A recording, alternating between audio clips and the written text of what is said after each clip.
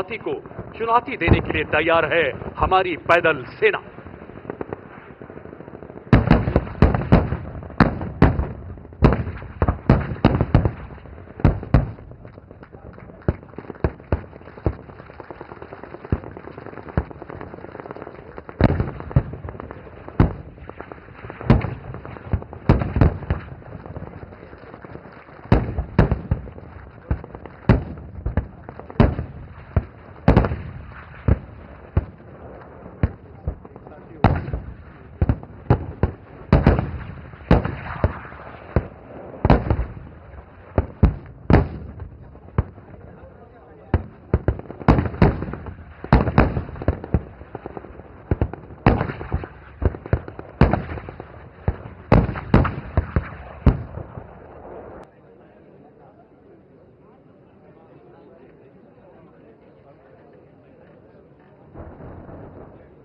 अब अपना ध्यान थोड़ा दाएं खुली जमीन की तरफ ले जाएं, जहां हमारे 28 T-90 टैंक अपनी मेन गन का संयुक्त प्रहार करते हुए दुश्मन की तरफ बढ़ते नजर आएंगे। धूल का गुबार, भीष्म का प्रबल प्रहार और दुश्मन के इलाके में हाहाकार। लड़ाई के दौरान यह हरकत यहां से तकरीबन 25 से 30 किलोमीटर दूरी पर होगी, जबकि बाएं वाले T-90 टैंकों की कार्रवाई यहां से लगभग 10 से 12 किलोमीटर दूर की जाएगी। T-90 को भीष्म के नाम से भी जाना जाता है, पितामह की प्रतिज्ञा की तरह अटल, अडिग, अजेय। दुनिया के सर्वश्रेष्ठ टैंकों में शामिल T-90 लो सिलहट, मजबूत आर्मर, इसके कवच को भेदना बेहद मुश्किल। अपने प्रबल प्रहार से दुश्मन के इलाके में हाहाकार मचाता T-90 भीष्म 60 किलोमीटर प्रति घंटे की रफ्तार, 2000 राउंड्स की क्षमता वाली 7.62 मिलीमीटर मशीन गन, 300 राउंड्स की 12.7 millimetre anti aircraft machine gun. Remote firing की काबिलियत इस टैंक को बेहद सशक्त बनाती है। अब आप देख रहे हैं किस तरह दाहिने से आगे बढ़ते हुए 28 T-90 टैंक बाएं वाले 14 टैंकों के साथ मिलकर अपने आधुनिक फायर कंट्रोल द्वारा दुश्मन पर अचूक प्रहार करते हुए उसके रिजर्व टैंकों को किल बॉक्स में बर्बाद कर रहे हैं।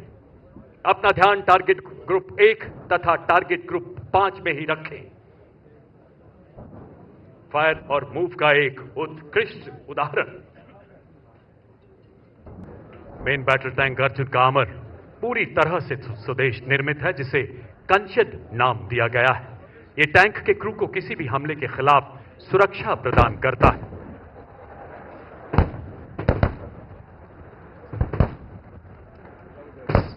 सात 7.62 millimetre machine gun, 12.7 millimetre anti aircraft gun इस स्वदेशी टैंक को बेहद शक्तिशाली बनाते हैं। हतो वा प्रापस्यसि स्वर्गम जीत्वा बुभुक्षस्य महीम तस्मात् उत्तिष्ठ कौन्तेय युद्धाय कृत निश्चय। अर्जुन के माध्यम से युद्ध के लिए कृत संकल्प होने का महाभारत का यह संदेश हर भारतीय सैनिक के लिए एक प्रेरणा है। इसी मार्ग पर चलते हुए वो देश के दुश्मनों का विनाश करता आया है और युद्ध की इन्हीं परंपराओं से प्रेरित मेन बैटल टैंक अर्जुन शत्रु की विनाश लीला रचते हुए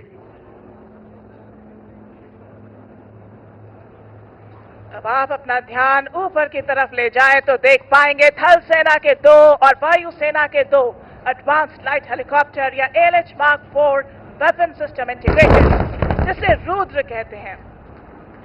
ये आर्म्ड हेलीकॉप्टर हमारे मैकेनाइज्ड दस्तों के साथ एयर कैवलरी की तरह फायर सपोर्ट देता है और थर्ड डायमेंशन से दुश्मन के ऊपर भारी मात्रा में क्षति पहुंचा सकता है।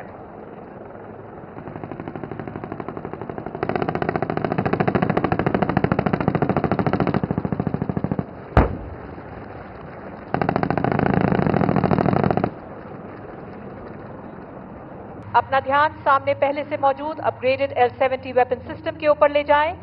ये मल्टी स्पेक्ट्रल कैमोफ्लेज नेट्स का इस्तेमाल करके खुद को विजिबल, नियर इंफ्रारेड एवं इलेक्ट्रोमैग्नेटिक स्पेक्ट्रम के रेडार बैंड से अपने आप को छुपाए हुए हैं। अब आप इन नेट्स के हटने के बाद इस वेपन सिस्टम को अपने सामने देख सकते हैं।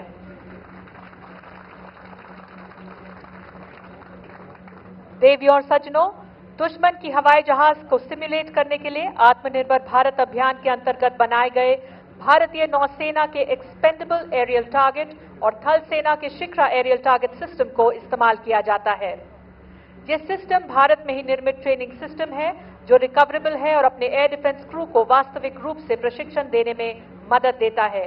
रेंज की सुरक्षा तथा गति को ध्यान रखते हुए कुछ ही देर में इन्हें ऊंचे ऑल्टीट्यूड से उड़ाया जा रहा है, जिसका दृश्य आप अपनी स्क्रीन पर देख सकते हैं। अब इससे भी छोटे रडार क्रॉस सेक्शन वाले एरियल टारगेट्स दाहिने से बाएं इंगेजमेंट एरिया की तरफ उड़ते हुए दिखेंगे। ये वेपन सिस्टम्स इन एरियल टारगेट्स को अपने सटीक और तीव्र प्रहार से बर्बाद करेंगे।